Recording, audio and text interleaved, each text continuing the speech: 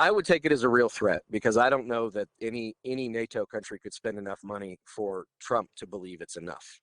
That, that's just not how he sees the world.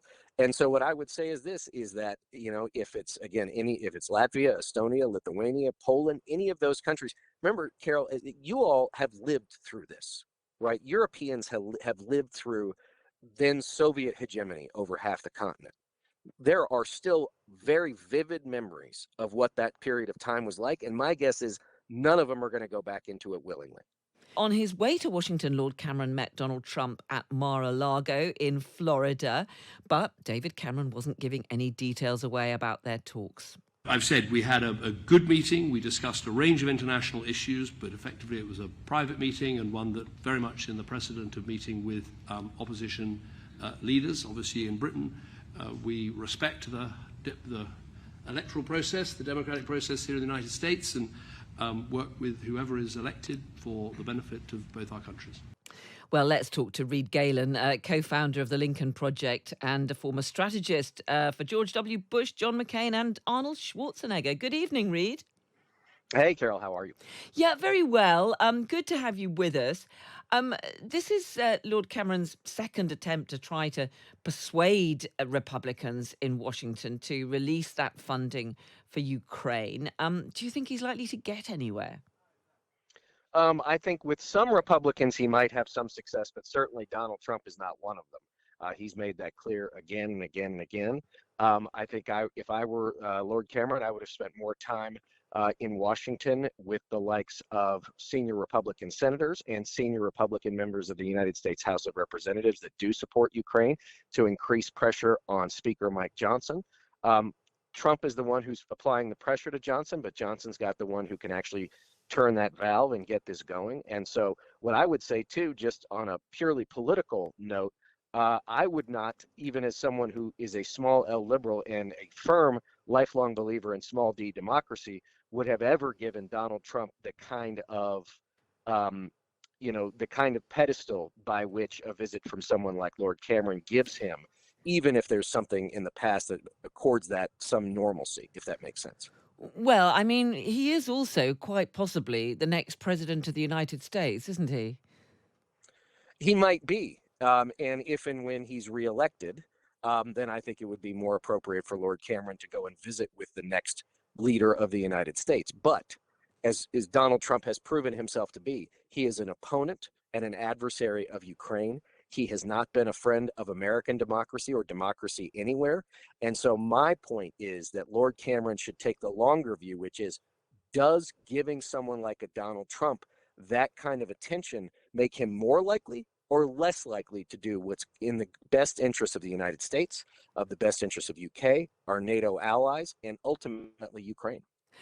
And I mean, I'm sure we'd all have loved to have been a fly on the wall at that meeting between David Cameron and Donald Trump, because not only have they clashed in the past, but they're just such different characters, aren't they?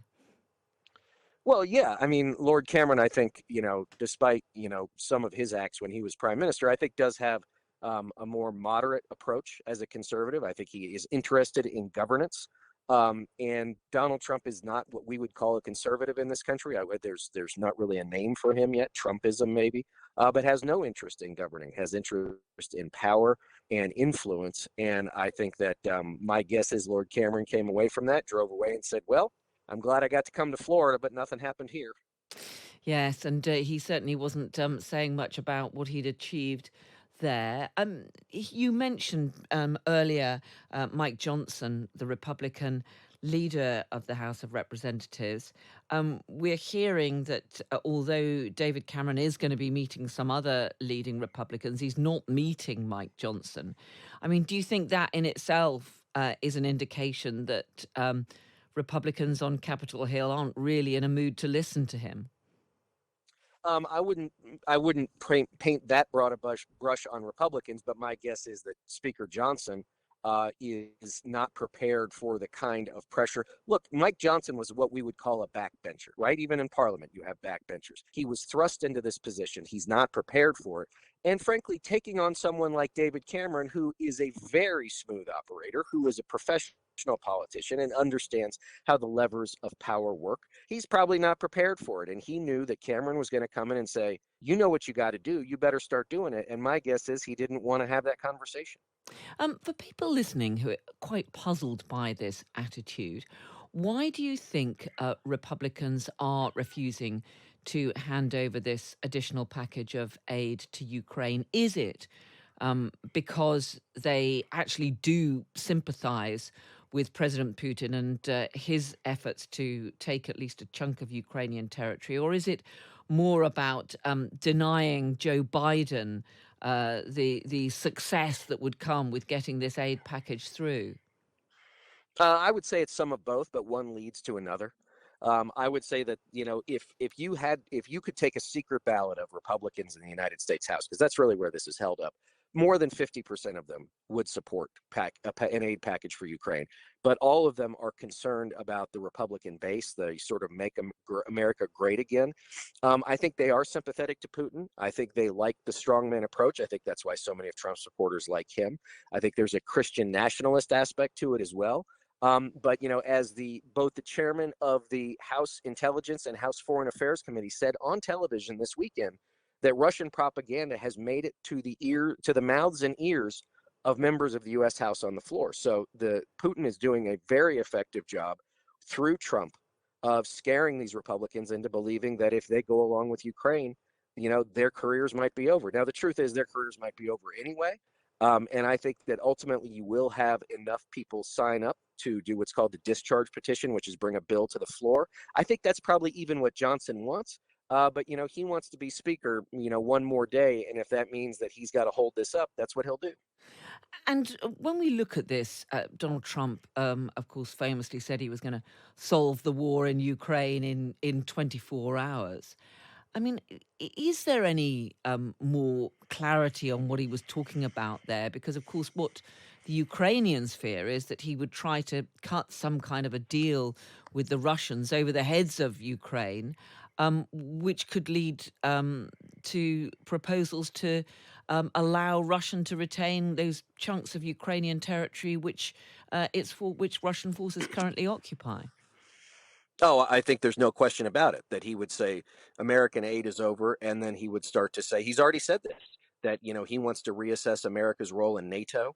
And obviously, if you're in any of the Baltic states or Poland or Romania or in combat like the Ukrainians or Moldova, which we know Putin's had his eye on, you should be very concerned that Donald Trump takes this stuff when he says it. Like, there are a few things he actually means. I think he actually means this. I think that he's decided that NATO is not in the best interest of the United States. Maybe that's because of coaching from someone like Putin.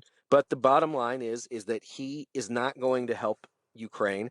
If he tries to cut a deal, a la, giving up, the Sudetenland in 1938, they're not going to be like the Czechs. The Ukrainians are going to keep fighting, and my guess is, Carol, you'd know better than I would, that a lot of NATO countries are going to say, keep at it. We're here for you, even if the United States isn't. But I hope it never comes to that. Yeah, and certainly that was very much one of the other strong points that David Cameron was making today, which was the importance of NATO, the importance of keeping the NATO alliance together. And one of the important principles of NATO is that article which says that if there is an attack on one NATO country, that others should come to its aid.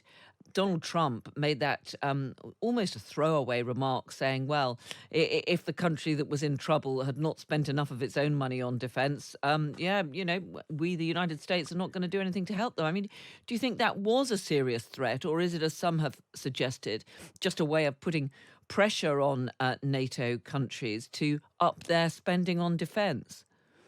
I would take it as a real threat, because I don't know that any NATO country could spend enough money for Trump to believe it's enough. That's just not how he sees the world. And so what I would say is this, is that, if it's Latvia, Estonia, Lithuania, Poland, any of those countries, remember, Carol, you all have lived through this, right? Europeans have lived through then Soviet hegemony over half the continent. There are still very vivid memories of what that period of time was like. And my guess is none of them are going to go back into it willingly. Let me just ask you a bit more about Donald Trump. Every day, it seems there's a new story about his latest court battle. But that seems to have become almost routine fare of on our news outlets, and really not affecting his presidential campaign. President Biden seemed to be gaining a bit of ground. Now Donald Trump seems to be back narrowly ahead. Where do you assess this presidential race at the moment? I think it's still very much up in the air. I think you're 100% right, with the exception of a televised trial in Georgia, or the charges related to the January 6th insurrection in Washington D.C. I don't know that the court cases will have any real electoral impact. That's why I've always said that whether or not it's Democrats, Republicans, Independents, have to band together and make sure he loses at the ballot box. That's the only way we can guarantee he doesn't come back. And so I would say that, he is doing better, but based on what? I think the problem for Trump, and we saw this with his sort of milk toast, announcement on abortion, which really said nothing, was that he has to make moves back to the American middle. But every time he does that, he upsets his base. And every time he upsets his base, the people that love him most, that come to his rallies, he runs back to them and then upsets the middle. So I think that he's in a very difficult spot electorally with American voters. I think that there are more voters available to Joe Biden, and he and his campaign and the Democrats are going to have to work hard to get them out. But I think that the biggest threat to Trump is not only a big Democratic turnout, but also a whole bunch of Republicans deciding they don't want anything to do with either of these men. And just finally, do you think we are going to see presidential debates later this year? I think it's too soon to say. I know that the Republican National Committee 2 years ago said they weren't going to participate. You see Donald Trump throwing out, I'll debate anytime, anywhere. Let's debate tomorrow. Let's debate 10 times. In America, I can't speak for the UK, but in America, when a candidate starts doing that, that's the sign of a losing campaign, not a winning campaign. Losing campaigns want to debate because it's so hard to control the format. But I also know that back from the primary, Trump's people don't want to put him on a debate stage with anyone, let alone Joe Biden, if they don't absolutely have to, because they know that when he's up there, there's no controlling him. And there's a difference between a candidate standing at a rally, throwing out red meat to the crowd and getting cheered, and someone acting absolutely insane on a stage where they're supposed to be presidential. And I think his people know that. So I'd say it's a 50-50 at best that we'll see a debate this year.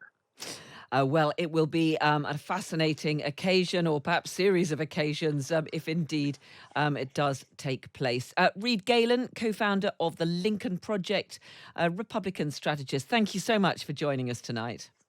Thanks for having me.